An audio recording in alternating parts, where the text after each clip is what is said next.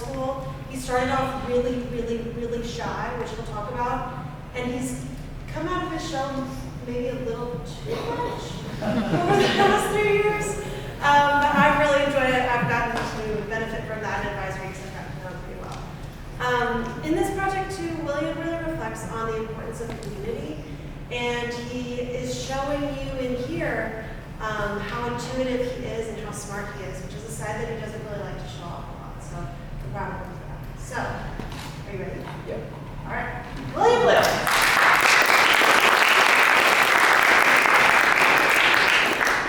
You only live once, but if you do it right, once is enough. By Mae West. Out of all the quotes I have seen when researching the perfect quote for me, trust me, I look through a lot, this one stuck out to me more than any other quote. This quote stuck out to me because I have always believed that life is short. There's no point in wasting it by simply scrolling on your phone too long or worrying about the past or future. Over my middle school years, I realized that you should make the most of everything you do. So go try something new. Don't worry about the past, or there's nothing you can do about it. And you should do what you love. Physical. I've played many sports throughout my life. I started playing sports when I was about 2 years old, doing Mockingbird soccer. I don't remember much, but I do remember that I sat there on the turf and cried while other kids played. I also knew that I hated it, so I quit after around 2 seasons playing. Like almost every little boy in the pool, I played St. Matthew's baseball. I don't remember a lot from when I played t-ball, but I did like it better than soccer, so I kept playing for about 6 or 7 years. During that time, I made some friends that I still talk to this day. I started off not being able to catch the ball, but I picked up on that pretty easily. However, hitting was a little different. At first, I was too weak to even pick up the bat and let alone swing it, but I got stronger and I was able to pick it up and swing it eventually. According to my coaches and my dad, I had really good form. However, I still only hit the ball probably 8 times in my whole career. To put that into perspective, that is about 1 hit per season.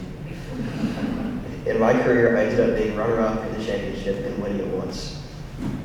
But I never got as good as I could have because I absolutely hated practicing outside of the organized team practices.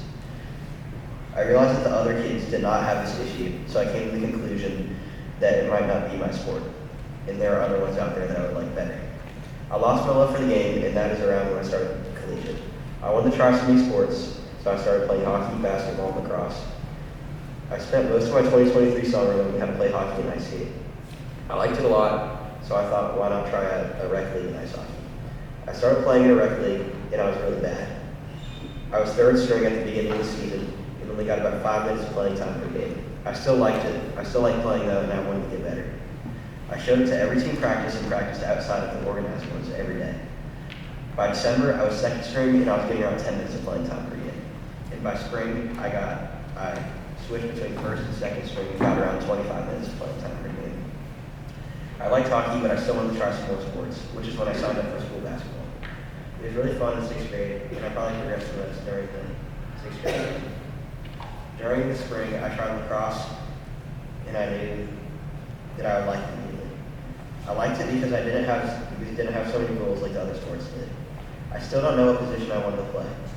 I was too small for defense at that time, and I didn't have enough nerves to play midfield, so I settled on attack because I really had a good shot. I also liked playing lacrosse because it didn't feel like a chore. In the 6th grade season, it felt really short. But once spring came around in 7th grade, I was really excited that I got to play lacrosse again. Before the season started, the lacrosse coach, Mr. Keys, offered us to play in an indoor league. During that time, I got a lot better, but when the real season came around, I started doing poorly because I was intimidated from playing with the then 8th and 9th graders when I was in 7th grade.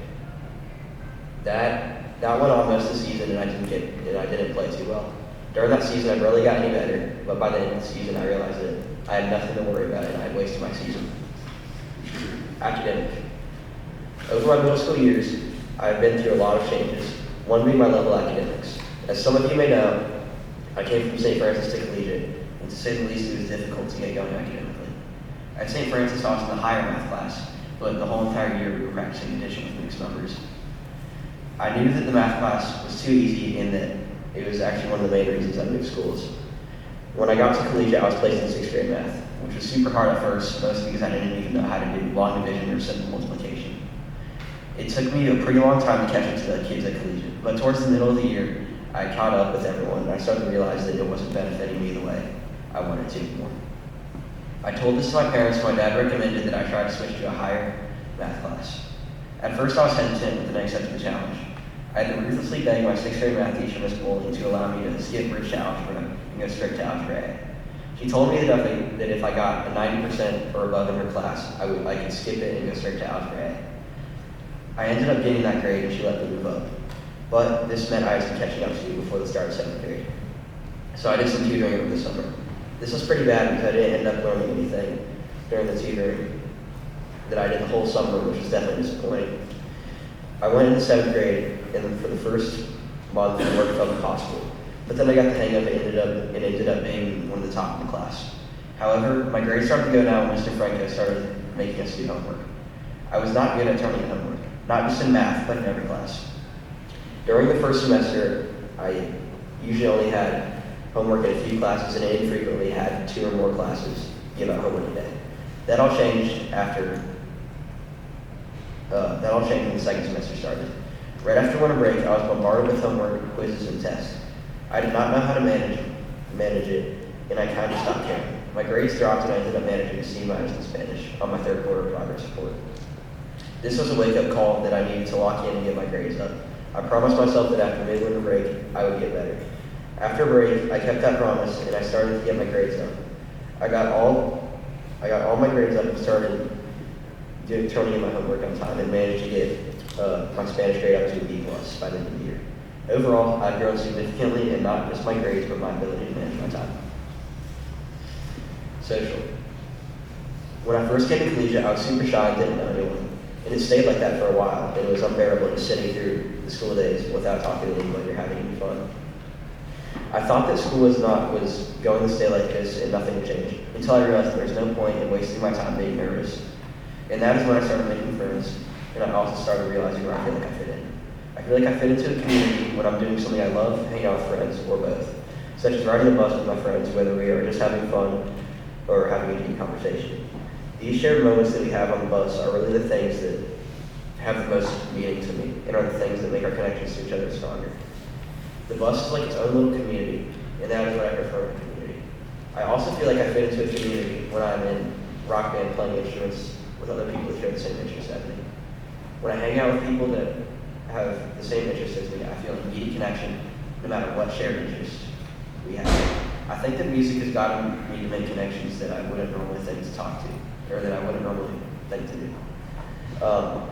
Some people in the rock band aren't necessarily people that I would usually talk to because they're not in the same friend group as me. But I came to the realization that it's childish to judge people based off other people's opinions about them, and that I should stop judging people before I even get to know them. Rock band has also helped me connect with people outside of school, like guys that work at music stores, other guitarists, and online communities. I think that rock band has not only helped me get closer to others in my community, but it has brought the whole middle school together during the concerts that we have. Over the last few years, I've developed my own personality more and figured out the type of people and places I like and the type of people and places I don't like. So, when I came to collegiate, I had the expectation that I was going to instantly fit in with everyone because it had always been like that in middle school. But when I entered the building on the first day, I realized that my expectations were unrealistic. I was super shy and didn't talk to anybody. I hated that first week. I came home on the Friday of the first week of school and told my parents that I wanted to leave and go back to my home school. They weren't going to allow me to quit after only a week, so they told me to give it another week. I did. For the first few months, I kept to myself. I still hated every day that I had to go to school, but I made a few friends and am really close to them now. By the end of 6th grade, I was pretty content with collegiate and decided to go again in 7th grade. When 7th grade started, I didn't feel new anymore, and I felt like I was part of the community. By the second semester of 7th grade, I was super happy with my social life and had some great friends, and I realized that truly good things don't come instantly. You have to work for them. This realization made me want to try more new things because I realized that I could be good at anything as long as I put a good amount of work into it. I started to gather more hobbies such as playing music. I picked up my first guitar in December of 2023. I learned a few songs, but I never played more than about an hour per week. Then in late January of 2024, I started picking it up and playing it in my free time. I fell in love with practicing and started playing every day. I spent hours on it messing around, and I started to make new friends in stores and join the school rock band. Right now, I play every day for about 1 or 2 hours. I like to be independent and try to learn new things by myself and me being my own mentor. And usually when I teach myself things, I like doing them a lot more, and that is why I'm completely self-taught guitarist, and I'm currently teaching myself to do other things. Dedications. First of all, I would like to thank my parents. I know that we've definitely been through ups and downs, but you all have always stayed calm and been there for me. You all have helped me through many rough patches in my life, and have taught me to power through hard times. Dad, you've always encouraged me to try new things and take any opportunity that comes my way, and I want to thank you for that. And Mom, you've always gone out of your way to make me happy, whether it's getting me through a hard time or simply getting me fast food. Next, I would like to thank Mr. Lerner. He's a very talented musician and teacher. He teaches orchestra to grades 5 through 12 and manages the middle school rock band. Which is crazy to think. Despite his crazy schedule, he's always in a good mood and never fails to make me laugh. Whenever I have to do a hard solo or have doubted myself, he has always believed in me and has never had any doubt that I couldn't do something. He is truly an amazing guy, and I want to thank him.